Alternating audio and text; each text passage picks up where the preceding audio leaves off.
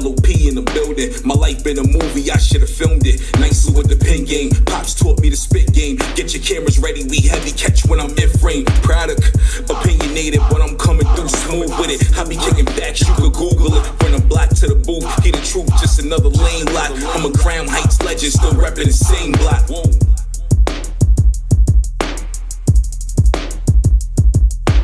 You are now listening to the Life of Produk podcast.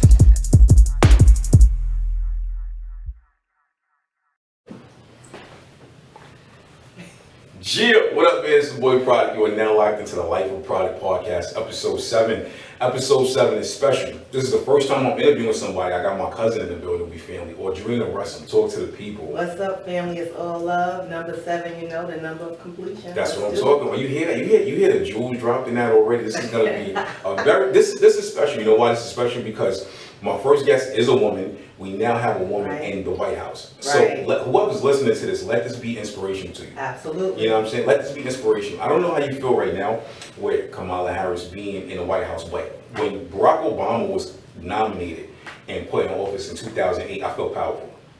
So let's go back to 2008. We building tech right now. Absolutely. You know what I'm saying? So I remember sitting in front of my TV in my room, my bedroom with my little brother, and I never used the word nigga at this time. And all I could do with tears in my eyes, I was like, I looked at my little brother, I said, that's my nigga. Word. And he looked at me and I was like, he was shocked, I had no other word. Shocked, right? So at that moment, I was like, I understood what that word meant in that moment. So yeah, you know, that's how I'm feeling now. And you know what's crazy? Like the history that was made. She's the first woman as a vice president. She's the first woman of color. She's not just black. She's Southeast Asian. She has Indian. Like so many barriers was broken. Absolutely. And I feel like America was not ready for that. Was not ready for that. America better get ready. They better get ready. They ain't listen. We coming to and although she's a mixture of different cultures, that's a sister. Exactly. Exactly. You see the attitude in her. Like she's gonna bring it. She wears Timbs, dog. She wears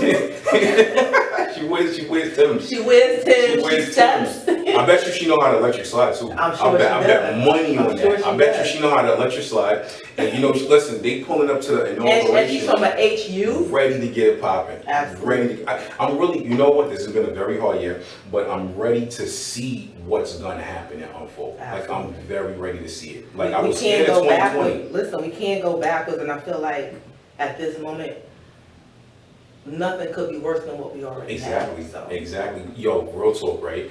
When Trump was appointed to office, I was like, yo, this is like tyranny right here. You know what I'm saying? It was like, I felt like doomsday was coming, and it kind of did. It kind of did. And it's you know still here, because I feel like it's not over. You know, he's not going to leave without a fight. He has his people that's supposedly in place, but they fail to realize this is not 1925. It's really not. It's really not. We're We're not our ancestors. That's all we are not our ancestors. No, absolutely. You know, that's another conversation. So I want to talk to the people right now. Like this is very special, and I wanted to bring you on the show because I feel like you're doing big business right now, but you the path that you've been on, like the last few years, like I kind of want to like go back and like look at your timeline and how like you trajected everything. Ooh, listen, I can't tell everything. Yeah, we can't. You know what I'm saying? But so okay, we all from Brooklyn, and you know I remember being a little kid, and I used to say to myself, I wonder, like real talk, I used to think like the craziest stuff. I used to always say to myself, I wonder how life is gonna unfold for like all of us, you know what I mean? Because every 10 years your life changes. Like you're not the same person. Every year your life changes. Yeah, exactly. Like you were not the same person you were in 2012, in 2002. You know what I mean? We're in 2020 right now. What was your background? Like I know you went to college, but what did you go to school for? And you're talking college. Yeah. When I first went to college, I went for nursing. Okay. That was like the ultimate career that I always wanted from a child. Even through high school, I took health career courses. I did volunteer work at hospitals. Yeah. I even became a nurse's aide. But you know, first 2 years at Adelphi University, it's all party. We all party. All party. Word. And nursing is hard. Nursing is absolutely It's hard. really. I commend all the nurses. It's one of the best professions you could ever go into. That's probably one of my only regrets that I didn't finish that. And then it was like, I thank God that I didn't finish at Adelphi because my student loans would still be ridiculous right now. God. However, because I didn't do so great, and then financial problems with my family and whatever, it was like, I can't afford to help you anymore. So I was forced to go to work. Yeah. So I became a New York State certified nurse's aide. Landed a job at New York Presbyterian Hospital, 5 years there, 2 as a nurse's aide. And in the course of that, I said, damn, do I want to do this for the next 40-something years of my life? 50 years, because I was like 20. Yeah, and you know, nurses, they work in 6-7 days a week. And it's not just that. It wasn't even, honestly, it wasn't even the physical work, because I was young. It would have took a toll later on. It was the mental. I was at the height where AIDS had just came out and it was rampant. I was rapping. And there wasn't a lot of like information. No, it wasn't. You know what I'm saying? Like there wasn't. So I met like all walks of people. So I met, you could tell who was the drug user or the streetwalker and how they got it, to the wife that didn't know that the husband was undercover. So I saw all of that. I saw people with brain tumors whose heads swelled up bigger than watermelons. And so it was like going in every day. I worked at 3:30 to 11:30 shift. You didn't know if you was coming in to see that person again for the last time. It was always that. So around that 2nd year mark, it was kind of like, do you want to take care of sick people for the rest of your life? Because mentally it becomes draining. You get attached to people. I was taking it home. I didn't know how to separate my personal and my work life at the time. So once I kind of was like, I don't know if I had the heart. I had the heart to do it, but I was like, the heart to deal with the emotion of it. Absolutely. And I've known a few other nurses, and some of them have said some of the same stuff, because you know, like it could be like the little old man that was like the guy next door. He would give the kids candy and things like that. He comes in with all these stories. Like I've heard so many stories from people, and you might go to check on that patient and they're gone. They're not there anymore. And that's something kind of hard to deal with. Then seeing the family come, like I couldn't deal with it. So there's no way I could do it. So I worked 1995 to 2000. I was still getting Christmas cards, like holiday cards from family members. That's like big. 10 years past the family members dying. Like it was probably my most productive and most rewarding career until now. That's deep. And I commit, especially right now with the whole COVID situation, nurses are breaking their backs. Breaking their backs right now, and I honestly feel like nurses are like teachers. They don't get enough credit. They don't get enough credit. They give it to the doctors. They don't, like the nurses. They don't give it to the people that's on the floor, boots on the ground, 24/7. In the trenches. Absolutely. What's the little things they wear in their feet? What's it called? The scrubs. The foot covers. The booties. You had to wear all those, right? It depends. Like only if you had to go into like an isolation room. Or like surgery, you was going into operation. Now the schooling part, was the schooling part hard? Absolutely. It had to be. Absolutely. It had and to science be. was my worst subject. What was your best After subject? biology, what was my best subject? Math. Really? Yeah. Because Math. I've known you to be like the mathematical hustler type. When You it know what comes I'm to saying? money, What about history? Did you like history? I didn't like history then. I like history now. Okay, that makes sense because there was a lot of lies in it. And I was just took the words out my mouth. Like a lot of stuff. You know what's crazy? A lot of stuff that came out recently, within the last 10 years, right? All the stuff that came out about history. When I heard about it back in the day, I was like, "Word!" Like, but the chapter 7 don't say that. You know what I'm saying? But now it's coming out. Even things with like Christopher Columbus. Absolutely. All of the lies we were told. Absolutely. And now we look at it like, what else did y'all lie like, about? why the hell y'all still celebrating this holiday? Come on, like it's Indigenous Day all day for me. I don't do only Christopher I acknowledge is Wallace. I'm from Brooklyn, so real talk. Like keep it 100 with you. Keep it 100 with you. So I remember years ago, and this is very inspirational. I remember years ago you had a store in Brooklyn, and that ass right. It's hard being a business owner. It's hard having a store. It's harder having a store in New York City. Absolutely. It's very hard. Like, what trials did you go through leading up to just getting it? Because it had to be like not a walk in the park. It was an easy transition getting it because it was a friend of a friend that I bought out. So the paperwork was an easier process. I went to the SBA. You got a family member that works there, so she put me in contact with. That's always a good thing because the paperwork and everything, like the red tape, is crazy. So the changing of hands was not the problem. One of the biggest issues, and this is just what I learned in business across everything, I never depend on family or friends.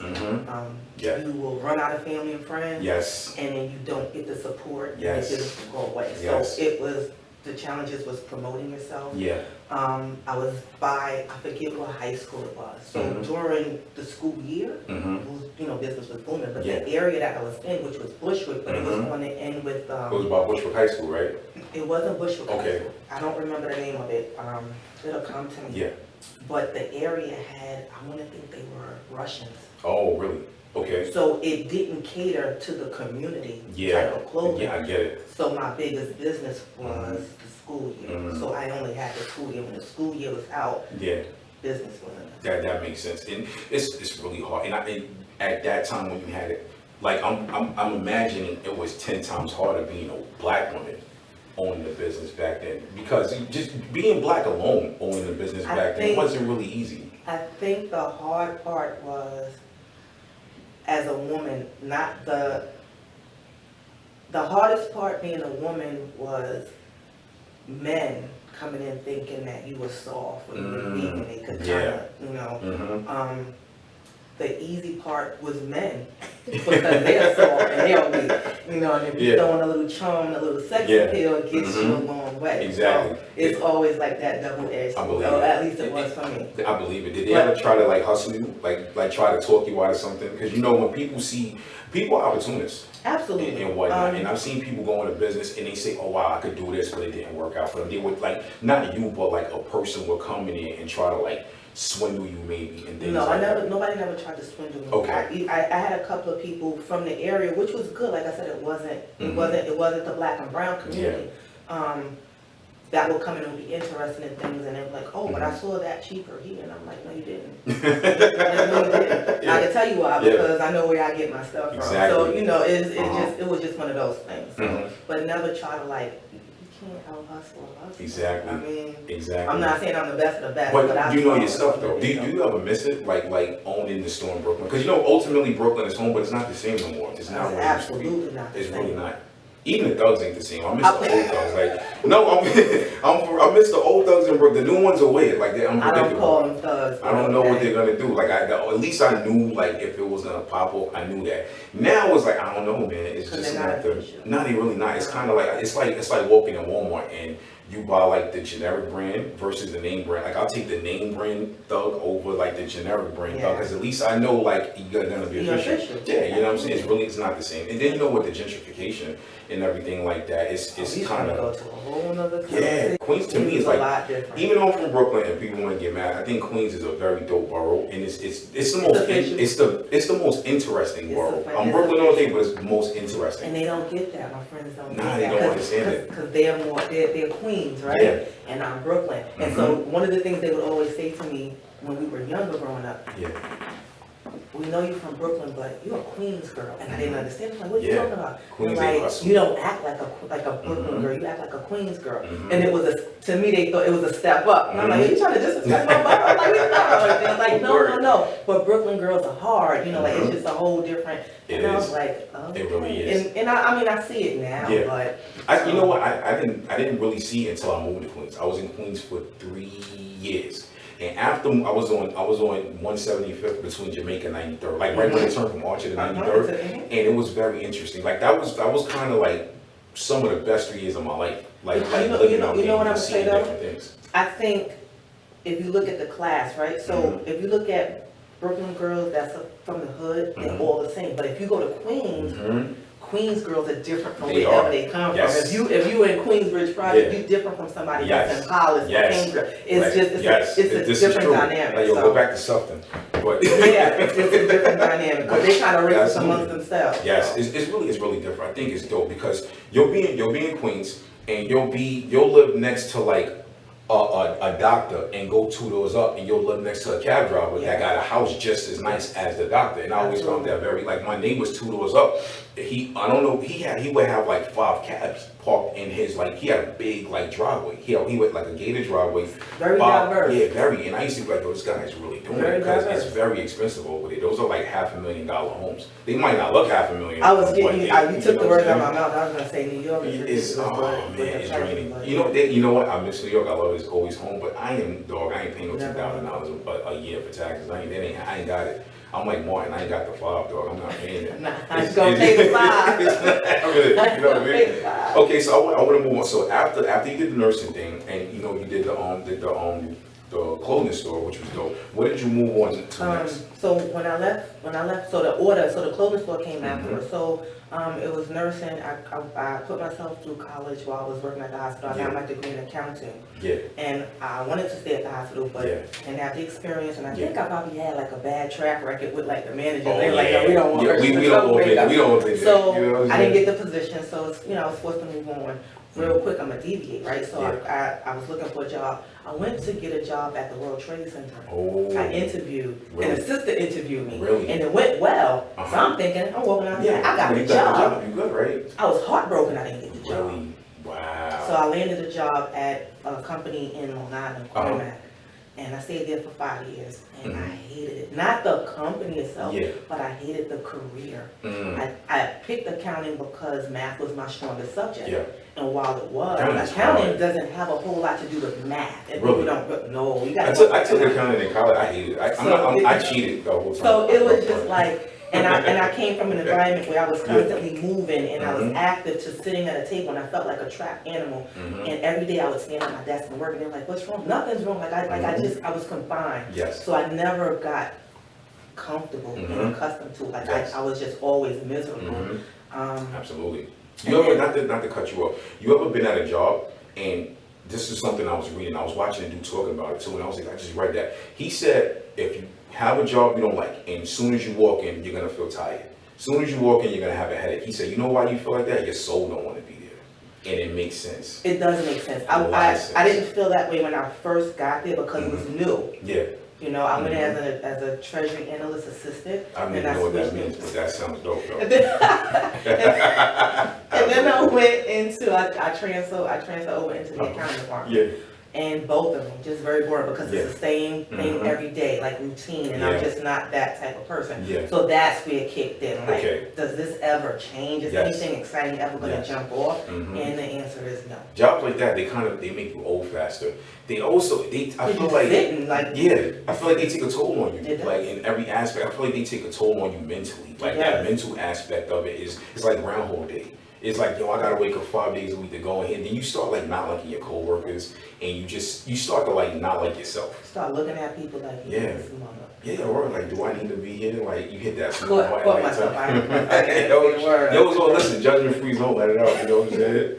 But you start feeling like that, and you start questioning your whole life. Like you might like this. I was in like the corporate world for like 13 years, and like there was times I was like, yo, at first I loved it. I was gung ho, wanted to move up. I declined moving up, and I said to myself at a certain point, I don't want to be here no more. Like, do I want to be here? I felt like it was Groundhog Day. And I was like, it literally got to the point I was like looking at my coworkers like I should just throw this TV off the wall. And you look at it, you say, I'm making the money though, I got the time, like, and I put so much in why, but I tell anybody, if you're truly not happy, you gotta move on. Absolutely. I mean, be smart about it, don't just quit. Don't have nothing else backing, but you have to set yourself up to progress. And this is what a lot of people become so complacent. And the funny thing is, me and you both right now could name 5 people on each finger on one hand that are like that in New York City. And I know a lot of people, and I try to talk to people like, I'll be like, you know what, you are worth too much to still be paying this landlord X amount of money you've been paying all these years. But you know what, it's not, and I try not to go too much because I don't want to sound like I'm criticizing people. But from the outside, you might look at the person and see more in them than they see in themselves. And they become complacent. We all made a lot of money in New York City, but how far did our money go? Like, did it really go far? Like, when you bust down your bills and like that. When I look at rent in New York and what I was paying in mortgage for a house that I built, I was like, it doesn't add up. It doesn't. It really doesn't. The shit don't correlate. And it's like you looking at it like, I just worked all these years. I'm tired. Boom, and what you have to show for exactly what you have to show for it. If you took that same money and that same hustle somewhere else, you would have been like triple where you was at. You know what I mean? And I just want a lot of people to really see that. And a lot of people, and I was just having this conversation with somebody the other day, and it was like, look, it's like preaching to the choir. Sometimes they're not gonna get it. You know what I mean? And it's not for everybody. And it's not. You know what I mean? They might be that might work for them, but that don't work for me. And you gotta want more. And you know what I like? The fact that women like you, women like my sister, you guys are the type of women, you guys have a drive and you're going after what you want. You have to inspire these young girls. These young girls, especially black girls need to understand there was more than just waking up, taking a selfie, and posting a Twitter video. It's more to it. Absolutely. And when, okay, excuse my mouth, when us real niggas treat them with the energy that they throw out of the universe, they get kind of mad at us. And I hate to say that, but I don't have punches. Can I be the devil's advocate here? Because I definitely understand and get your point on that. This is what I always try to tell my brothers. Mm-hmm. I don't care how a woman looks at herself. Yes. I don't care if she's disrespecting herself. Mm-hmm. Show her better, teach her better. Yes. You have a mother, yes. You have sisters, you have nieces, You're right. You have daughters. However you want us to be treated is how you treat your And this is true. And you know what too? Sometimes as a man, like there's been times in my life I had to say, damn, yo, I did her dirty, I shouldn't have did that. You know what I'm saying? Like I got sisters. I feel like that too. I did a lot of dudes. Yeah, but you know when you learn from it, you might have taught him a lesson. And he might have taught him a lesson. They say it only takes one woman to break your heart. Yeah, and you might have taught him a lesson. But sometimes people need sometimes people need that lesson in life so they can progress. So you might have been that common denominator to be like, oh snap, you just upgraded his whole level of thinking. But a lot of women now, I'm not messing with no more Oydrinas. Yo, real talk. But I really want to see. Okay, 2020. We're going into 2021 very shortly. I want to see like 2021 to 2030 be different. Like I want it to be different. Like I try. You know what? I was battling at one point, giving up on my own people, and I had to bring myself back to that because I was almost like, you know what? We messing up, yo. We are messing up. I've been there several times. Yeah, you know. But it's okay. So when you felt like that, right? How did you come back to say, you know what? Let me not give up on my people. Because I love my people. That's good.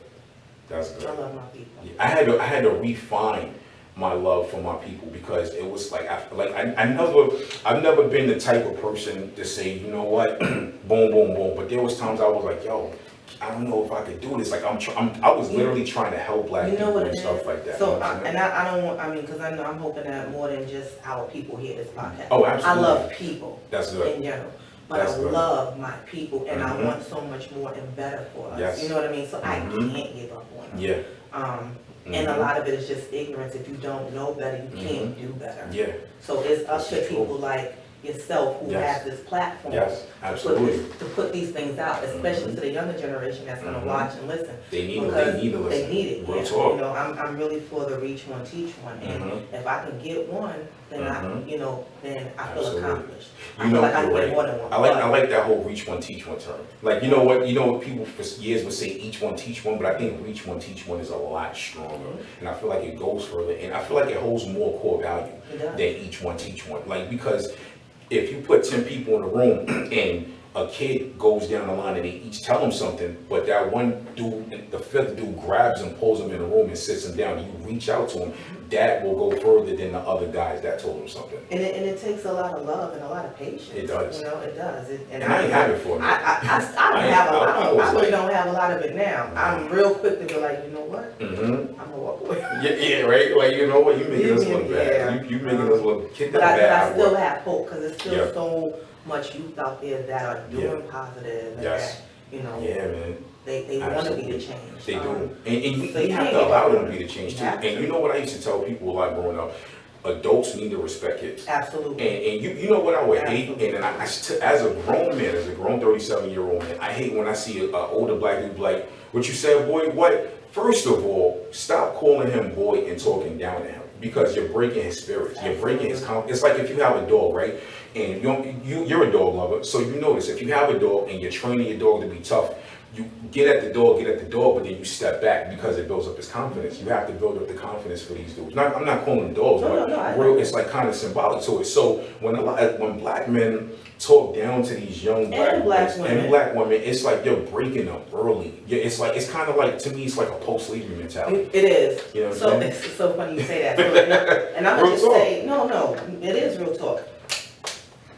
My mom always calls me, or used to call me, you gotta talk to your brother. And then I talk to him, you know, whichever one, take your pick. And not that they would get on track with the course correction, but it would make a difference. And then she would always be like, oh, he listened to you more than me. And I'm like, because I talk.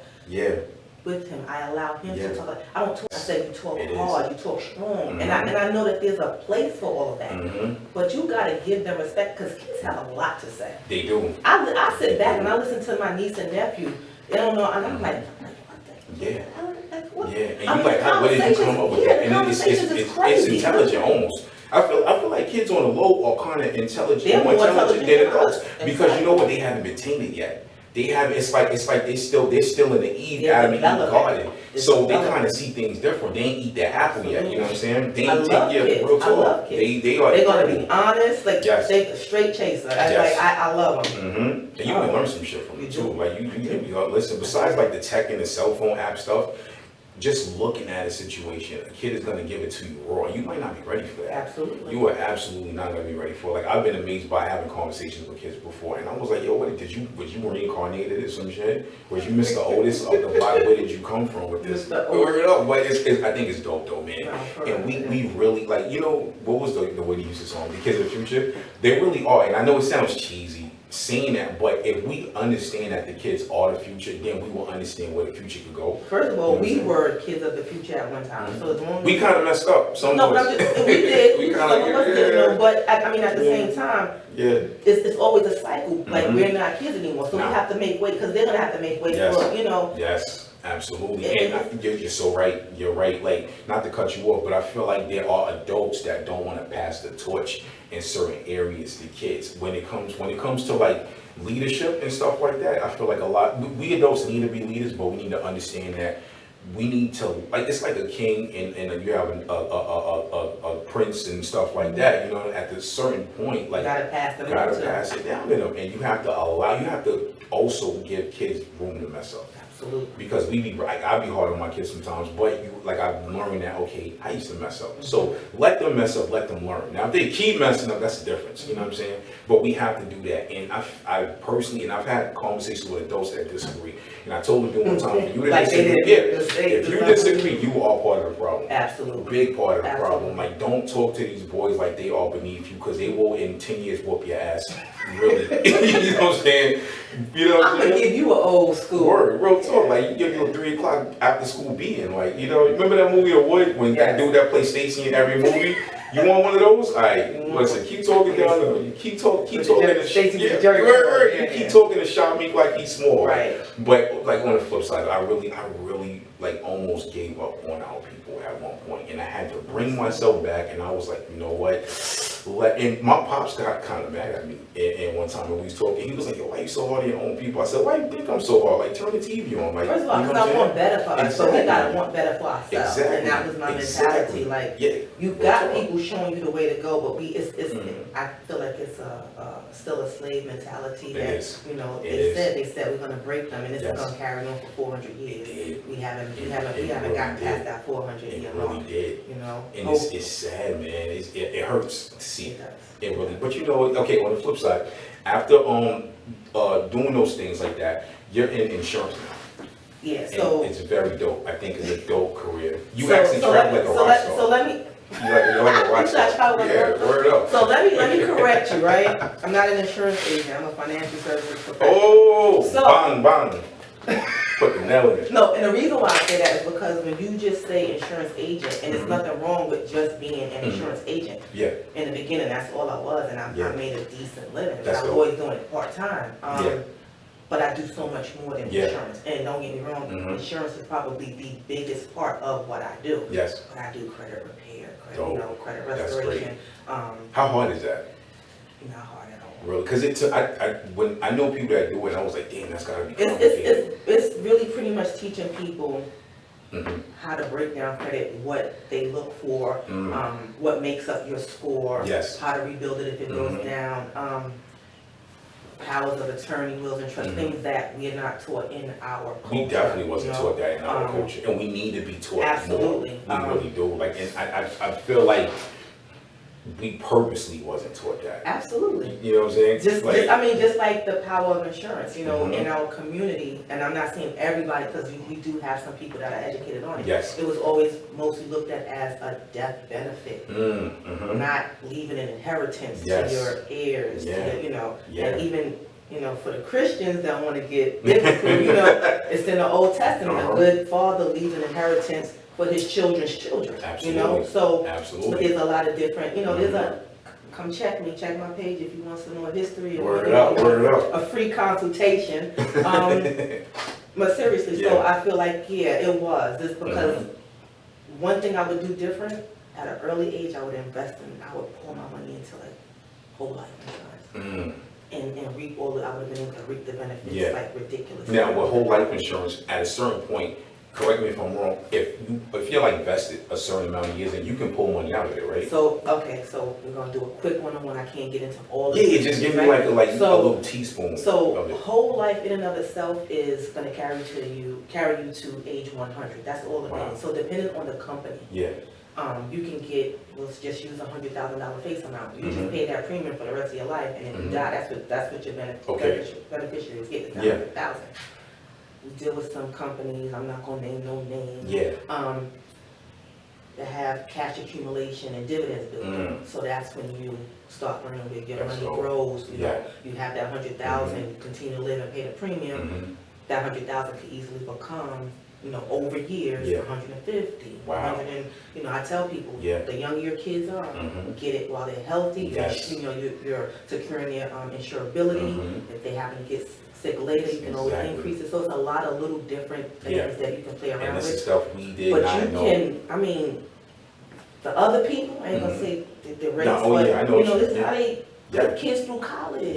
You know, how they pay their houses and cars. So it's a lot of power in putting your money there.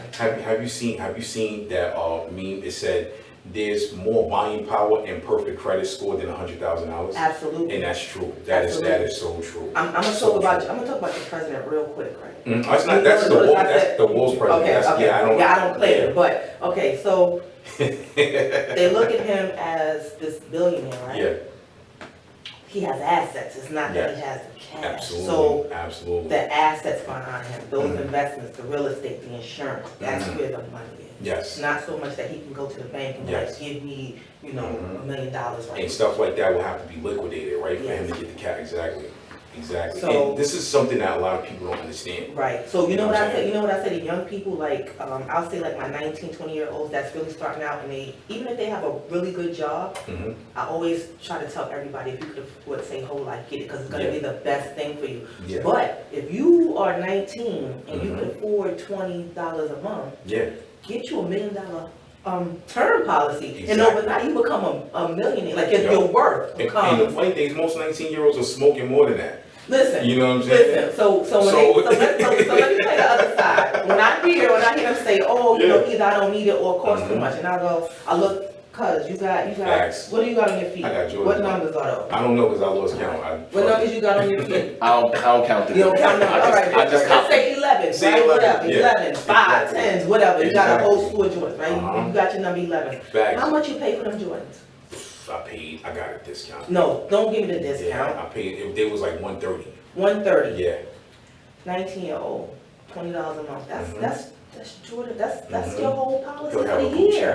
That's like, you know what I'm saying? You can afford Yeezys. You can pay a whole year. G-Star, all of that. You can pay a whole year of term. I pay my insurance quarterly. You know what I'm saying? It doesn't matter. So, and I don't miss that. So at the end of the day, it's like, yo, if you can afford, or if you can go get lit every weekend, smoke Uber, then you can pay for your life. So nobody can, I don't let people tell me. Real talk. I don't let people tell me. Yes. I don't. Like, listen, don't tell me that you can't. Just tell me you don't want it. Exactly. Tell me that it's not. Because they don't take it serious. Because you can't I bury that word can't. I don't believe in that word can't. Exactly. Anything you want. That's because you can be broke.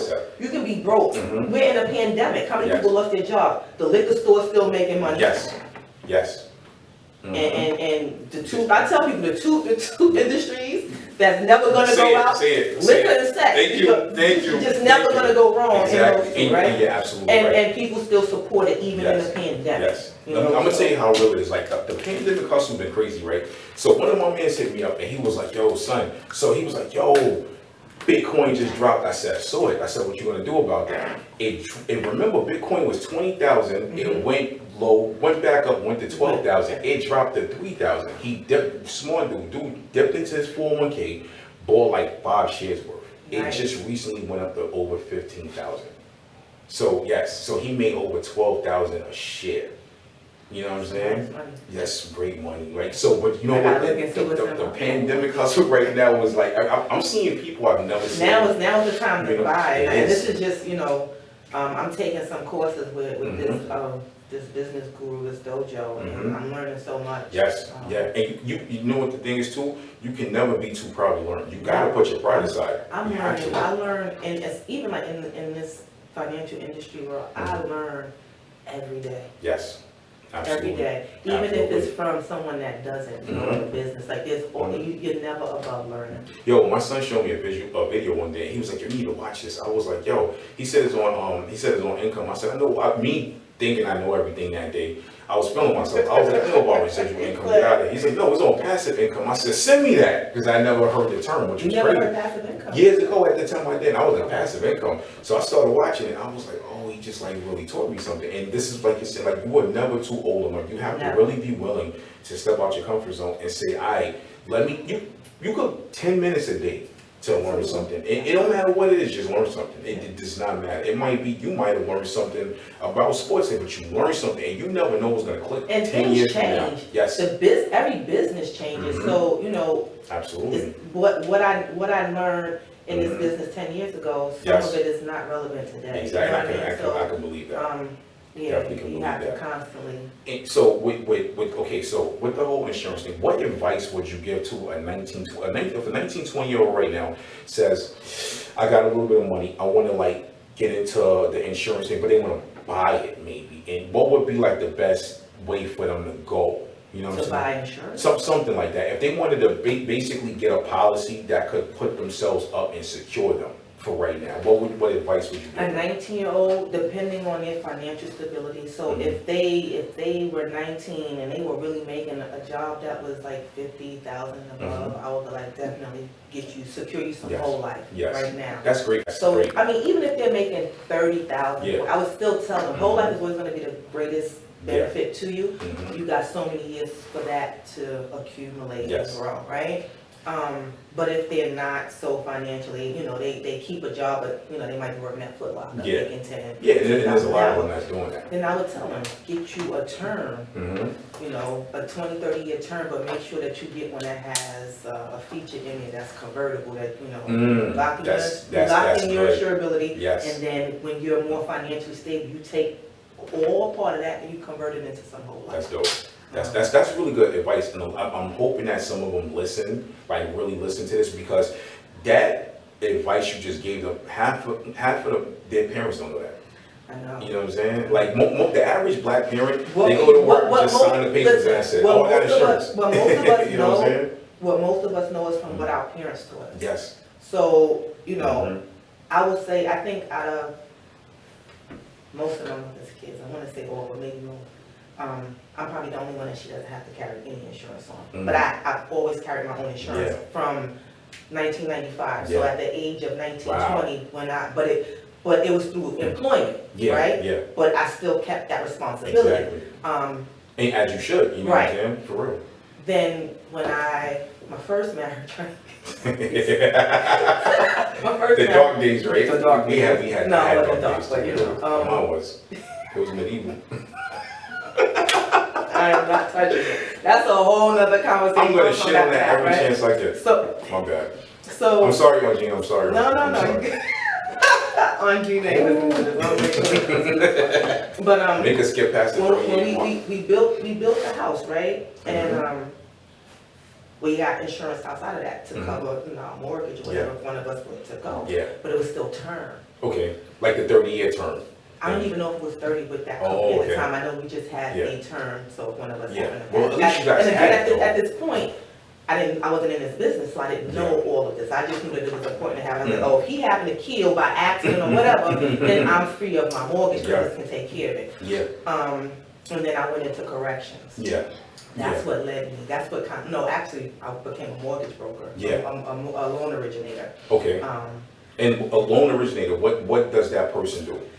collect all your data and information Okay. for it to be analyzed for Yeah. you to get approved for more. Okay, because So- I think I heard the term, but I didn't know exactly what they did. Because I asked somebody, and he couldn't really break it down for me. Yeah, so basically, it's like playing the middleman. Okay. Between the company and the individual, Okay. collect, I get all your, just like with life insurance, I'm gonna compile all your stuff, I'm gonna put it in. Yeah. But underwriters gotta make the decision. Okay. You understand, Yeah. whether you get approved or not, you Yeah. gotta pull medical records, so Yeah. it's kind of the same procedure, I'm And gonna collect all your information. The gather- underwriter, right? That's the person that decides what you're like, what you Your can rating will get. be- Yeah, like your If you're gonna ratings and get, if stuff you're gonna get approved, you're gonna get denied, if you're gonna Yeah, get rated up, okay. if you're gonna get a better rating, a lower rating, Yeah. depending on what's in your medical records. Absolutely. Okay, that makes sense. And you know what? Okay, so I want to. Okay, I know we're talking about insurance. I want to bounce back to when you said you were a correction officer, right? I know a few COs, right? And yo, a lot of them. You know a lot more COs than you think. Yo, listen, Got family members I've that, known you know. COs, real talk, that walk around the hood with a hoodie on all day, and I seen one coming off the train with his. I was like, oh, word, that's how you stay fresh. Okay, I see you. But one CO in particular, he was a really good friend of mine, and he told me it took a toll on him mentally. He said he felt like he was going to jail every day. Like, did it feel Become like a that? part-time prisoner. Yes. Did it feel like that? Yeah, so. Oh man. So corrections Yeah. is probably the easiest career I ever had. Really. Takes no brain power. Really. Like all I gotta do is go in there and manipulate. I'm Yeah. a woman, I'm Mhm. decent looking, all I Yeah. gotta do is smell good. They Yeah. fall in line, they going taking showers. Yeah. You know, it was like, it was stinking on here before. I'm like, don't worry about it. So it was a lot of me playing Yeah. what I needed, but I Yeah. also had my street savvy and my, Yeah. so they try to play you when you new. I believe it. You know me, Yeah, that's that. I don't know. You know, if I can get do a that. little, Yeah. Brooklyn come out. Like, Yes. I'm like, oh You really? went Kingsborough on them, right? Listen, For real. the crazy thing is that I met somebody from Kingsborough that was in here from Oh, PA, because they really? always want to know where you're from, Yeah. right? A lot of Brooklyn dudes get locked up in PA. Because It's crazy. those are the scrubs that couldn't make it in Brooklyn. Oh, They go so out they to had- like PA, You Allentown, know what? and they I was go up, about to make right? a joke because I know a dude who's related to a dude I don't like that was locked up in PA, but I ain't gonna do that. But the dudes are cool, right? Yeah. So, and everybody want to Yeah. test you or whatever. Yeah. So me, I used to lie. Miss P, where you from? I'm like, Ohio. You ain't from California. Like, I always gave Yeah. them a different answer. And they're like, Mhm. no, you either New York or New Jersey. Uh-huh. Never been. Wow. They would be like, your That's swag is New York. I'm like, Oh, swag. man. I was like, damn, how's my swag? Like, Right. I didn't know, but Yeah. they could see it. Yeah. And then I would flip. Like, they say something, and I'm like, Yeah. God will kill me. Yeah. Oh, I used to tell yeah. them I could easily be a criminal. You know, I could be in here. That's a you know, fact. and Yo, they- that joke I want to make is itching to come out, but I'm Go ahead. Nah, I'm not gonna do it. So, but it was actually the easiest career. Yeah. And he's right. The mental toll that it plays on you because, for one, Mm-hmm. like I said, I can't be trapped. I had to be let out every door. Yes. If I want to leave, I feel like I should leave. Yeah. And you Mhm. can't. You know, so, but it was also one of the most fun jobs because I learned a lot from. It's Yeah, dudes are some very, very it's some smart, yeah. intelligent Absolutely. individuals and talented individuals locked up. Yes. I've known dudes that were locked up, and it's like, yo, you were too smart. But they get caught up. But see, that's the thing. So I had a lot of love from the inmates, Mhm. and the boys, the big brother that looked down, they didn't Yeah. like that. Like Word. they didn't I like believe it. it. I believe it. They didn't like it. Like they would ask me like, what do you? Somebody had a fight one time on a unit. Mm-hmm. I was cool. I was like, go red, whatever, 2 Bravo. They two dudes came and stood at my podium. It was just like that. And I'm like, camera's right on me. I'm Yeah. like, yo, y'all gotta lock up. Y'all gonna get me in trouble. Yo, they can give us a 24, Miss P. I'm not going nowhere. Wow. And I'm like, ain't nobody gonna do nothing to me. You right. Wow. I don't care if it's by accident, and it just stood there. And I was like, it gets real in I there, was right? like, it wasn't even bad because Yeah. when the fight break out, most of them already just go and lock up. They already know. They already know, okay. I don't even gotta tell Yeah. them, they're gonna go. I'm not getting in the middle between 2 men. I don't blame you, yeah. And most of the time it doesn't get that bad, but Okay. regardless. Yeah. Sure enough, I had to go write up my report. They called me in the office. It was like, person. Mhm. I was like, yeah. Oh, you wanna explain? I'm like, respect. Yeah. And they were like, what do you mean? And I was just like, so they didn't follow your orders. And I was like, listen, you gotta understand the streets, and I have to respect their stance. I was like, they were making sure that nothing happened to me. How long did it take for y'all to come through the door? How many others would they done that for? Anything could have happened. I was like, so if you're telling me to lock them up, write them up, I was like, they already said give it to them, they're cool. They were like, what? And I was just like, yeah. Y'all come on my units. Y'all see how it is. I was like, they respect me Man, because that's a I high respect level of them. respect. And one of my boys that's a CEO, he's a CEO in Jersey, and he told me that. He said, yo, you gotta like earn the image respect from like the jump. From the jump, you gotta earn the respect. You gotta let them know, first of all, that you're real and you're down to earth. Yes. You know, like like when I say I have to put down the law, they know that I'm not. And I tell them, I come and say, listen, I ain't come here to work. I say it all the time on the phone, listen, I ain't come here to work. I said, if y'all make me right, I'm giving you everything. We got you, Miss P. I can sit in front of the podium and sleep in front of the camera, and they're like, white shirt coming, and I get up. Yeah. Like, thank you. That's dope. Like they, you know, they're like, Miss P, can I get a haircut? You know, my mom or whoever's coming to see me. Two in the cell. You better have your boys look out. You get caught, it's on you, right? So you know, but that's big though to have that. Yeah, because they're human too. Exactly. And a lot of, I feel like some CEOs, like I've known the real cutthroat CEOs, like I've had a conversation and one's like, I walk through there, I'm the Lord, like, those are assholes. Yeah, I believe it. It was assholes like when I met them just like outside. So it's like I can just imagine how much of an asshole is like on the inside. Trust me, I work with plenty of them. Assholes. And I'm like, and they're the biggest punks on the street. Like those are the boys that gotta have the guns when they walk out the building. I tell you a true story. You could check with Anthony. Anytime Anthony was with me in Allentown, Bethlehem, always ran into inmates in the store. They paid for my food. I could be getting books like, Miss P, they giving me hugs. Anthony's like, you know everybody in Allentown. I'm like, dude, like Allentown's not that big. You gotta understand that most of the population is people that live around here. I heard Allentown get it in. I didn't know like it was like, you know. It ain't no Brooklyn. Okay, well, of course not. But I heard like every place wants to kind of be New York. You know what I mean? But they're glorifying the wrong things. Yeah, and I've been to Bethlehem when I went to the casino. Like I went to gamble and drink. Yeah, I didn't go to like go. You know what I'm saying? I was in and out a couple times, so I didn't really see like the local scene or whatever. But I forgot what part of PA I was in. And I pulled up, and it kind of looked like early 2000s because they had like baggy ass white t-shirts and their pants were sagging. And I was like, oh shit, locals. And then it was kind of weird. I was like, all right, well, let me just gas up and get back. I was going back to Jersey. Let me gas up and get back to Jersey. But it was kind of a culture shock because this wasn't that long ago. But I would have swore like. I was just waiting for somebody to pop out with a Von Dutch hat. Like, I was like, this shit looks like 2003 right now. You know what I'm saying? It was kind of weird. Like, not the shit on them, you know? No, it was weird. Some of the things are a little behind the times. Yeah, very, like, they depending were on where you're at. And just think, that's Allentown. That's one of the major cities. When you start going to smaller cities like Wilkes-Barre, Scranton. Oh, like, yeah, I heard, I was in Stroudsburg twice. Stroudsburg is like, that's the beginning of PA. That's where it seemed like most people from New York coming in. They kind of like Stroudsburg, East Stroudsburg, or like, oh man, what's that other part? There's one right. There's one right next to it. I was getting ready to bad word on my people. Yo, all the people from Brooklyn, they that want to get their life together, they deactivate their Facebook and go to Stroudsburg. But you know what's crazy? You know what's crazy and what's bad about that is that what they're doing is they're building mini New Yorks, and then you'll have, like, say you will go out there, you got your boys, and they kind of bring that energy. Your boys might be from good seed and they got a good head on their shoulders, but you got some people that come and they want to make names. It's like they try to turn it into these little. Yeah, I believe it. I've seen that. It's not like you guys are not hood. You living in the country basically. Yeah. You living in like enjoy the solitude and chill. But you know we don't know how to do that sometimes. My main issue when us New Yorkers go places, like if we go somewhere and then 20 more come, it's like fuck, y'all should have stayed where y'all was at. Cause now y'all about to up the price of everything. You about to bring my property back. Yo, listen, man. Like let's look at the percentage in 2 years. Like, and I hate to. I would never say this on another broadcast. Look, it's real horrible. Shit. Like, yo, because I've said it. I'm like, yo, you ever been out of town and then you see other New Yorkers, you get that Highlander like energy. Like, it could only be one. I'm gonna fucking cut your head off. Like, listen, man. Like, where my sword at? Pop the trench coat open. But well, it kind of felt that. I've actually kind of felt more like. Nah, I show New Yorkers love when I'm on it. Right. So it's all love. Depending on where you at, you know, you can see each other. It's like, all right, I got you. You got me. Right, just in case. We've been places and shit, and we've seen other New Yorkers, and I'm just. And you automatically know that you're a New Yorker without even having a conversation. Yo, it's a funny story. I don't know if my brother, my sister gonna remember this.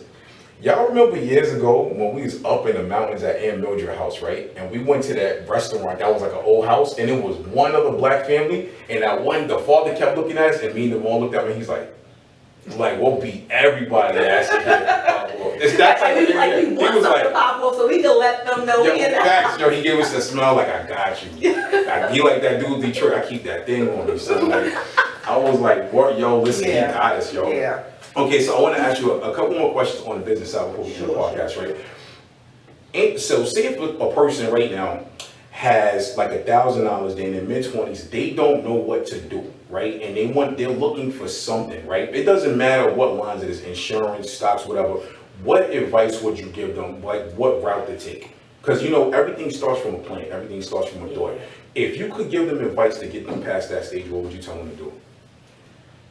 You gotta invest in something that's an appreciating asset and not an appreciating asset. That's good. You have to do your homework on that, because what's good for me may not be good for you. Absolutely. You understand? You know, we all carry different energy. They might have the energy to run with it, and then me, you might not have it. Absolutely. You know what I'm saying? And not everything sparks me. I people throw things at me all the time. Now, it's not that it's not good. Mm-hmm. Sometimes and sometimes I'll, like, later on, I'm like, damn, I should have gotten it then. And, you know, but, you know, so everything is not for everybody, and then sometimes it's not just for people at that point in time. So if they had money to invest, I mean, I would tell them to seek somebody in the financial industry that could kind of help them guide them. 1,000 is not going to get you far in real estate, but there is ways that you can invest that into a type of real estate. I can't go in and say. Absolutely. But you understand, so it's like you just got to get in.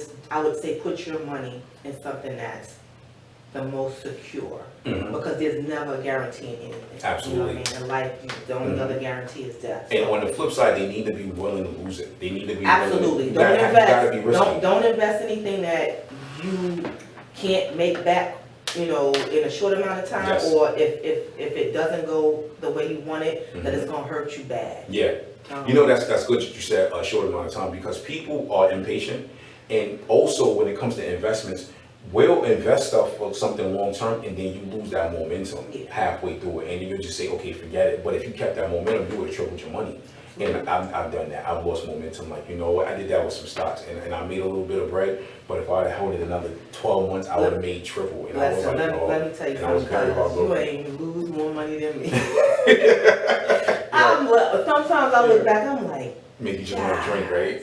I'm like, what I could have did, you know, what I should have did. So, you know, as I said, we're always learning. Yes. So what I know now, had I known 20 years ago, I would be in a very much, my position now would be so different. You know, I want to say this to the listeners too, right? Like how you said short term, right?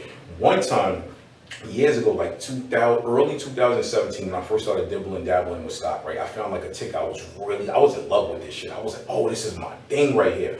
Bonk. I put a little bit of money into it. I lost. I made more off of it than I lost, but I would have made more. So I put a little bit more into it when it went down and I lost, because I saw the potential. It went up to 25 cents, and I would have made almost $3,000 off of it. And I got greedy, and on a Friday, it hit 25 cents exactly. I said, no, I'm gonna wait till Monday. It dropped to 16 cents. So I pulled it. I still made. I made more. Did it ever go back up? I made money off it twice. Actually, okay. that year. You know what I'm saying? But if I would, you wouldn't have took it out. Exactly. So but the thing is, the first time, if I would have been like, they got a term called pump and dump. And if I would have just pump and dump, I would have been, you know what I'm saying? You have to jump on these opportunities when they come, because they're not going to come again. A lot of times it's not a second chance. Exactly. And I want the people to understand that. Like, for the younger dudes listening, because I got a lot of younger listeners, if you guys are listening, if you're into flipping sneakers and things like that, flip it fast. Yeah, the longer you hold something, the less value it has. Yeah. And I've lost a lot over the years because of that. Exactly. Holding on to merchandise that didn't hold the same value. Exactly, because even though like okay, I know dudes that flip Jordans, right? it might be big right now. Those Jordans you might have paid 150. You might be able to get 1,200 for it, right? But in 10 years, we don't know what the wave is going to be. We don't know. Listen, Kanye was trying to sell hospital for 1,200. You know what I'm saying? The number is. Listen, you saw those new ugly. I think it was the Balenciaga. It was a new sneaker. I think it was the Balenciaga, and it looked like it got a fidget spinner on the bottom of it. So it's like we don't listen. I think it's disgusting, but it might be the wave in 5 years. And those expensive Jordans, them retros, whatever, they might not be hitting. We don't know. Like they might get. They look very weird to me. I look like. Now I'm gonna Google it. Google it. As soon as you Google it, it looks like you could jump off a building. Because the crazy thing is that. As much as everything I got on might be a name brand, but you'll never like you know what I'm saying? I'm just different now. Like I'm not going to drop Facts. 500,000 on Gucci on nothing. I have a $50 Miyagi Do Amazon hoodie. Like they gotta give it to me. They gotta listen. I need you to promote for me. Like exactly. I'm just because it's no appreciation. Yes, you know what I mean. It's like it's a depreciating asset. Like I'm just not going to. And exactly. And you know what the and I'm sorry for shouting out Gucci. If y'all like Gucci, you know. Listen, people like Gucci is all good. I know they don't get back to my community, so. And that's we're gonna listen. The next podcast, I wanted to get into the alien stuff today, but the next one it's getting juicy. We're gonna talk about the reptilians. What we gonna do? We're gonna have a round table like we had the other night. Right? It's gonna be like 4 or 5. Well, we needed some spade cards and some really good smack talking. And but listen, this was the Life of Product podcast. Episode 7, I rocked out with Audrina Russell. Tell them how they can find you if they have any financial questions. Oh, wow. Okay, so phone number 347-618-9145. Don't get stalked. Okay. I know how to block. I'll change my number in a heartbeat. The scam Mike is ready. Okay, my bad. Okay, so again, phone number 347-618-9145. Email arussum. Oh, no, I'm not going to give them that one because it's going to say the company name. Yeah. First and last name, Audrina Russum, AUDRENA @ymail, the letter Y, mail.com. You can hit me up on Facebook, Audrina Russum. My business page is attached to that. I am on Instagram. I think my Instagram is Drena, DRENA 923. I don't check for myself, so I'm not sure. And I do have a Twitter page. I'm sorry, you guys. I don't know my Twitter page. You know, it's all good because you know what? You gotta be a different breed for Twitter. Twitter is a dark place. It's dark, yo. It's a dark place. I just actually went I had to reset passwords. I haven't been on it in years. Trust me, it's a dark place. Like, you know what I mean? Keep your energy because it's dark. I promise you. All right, and I might stay away from that. Yeah, I don't put anything up there. Yeah, you might want to keep the other stuff going. But shit, this was the Life of Product podcast. We rocked out. Thank you very much. Thank you for having me. Yes, sir. Thank you so much, Cuzzo. Peace.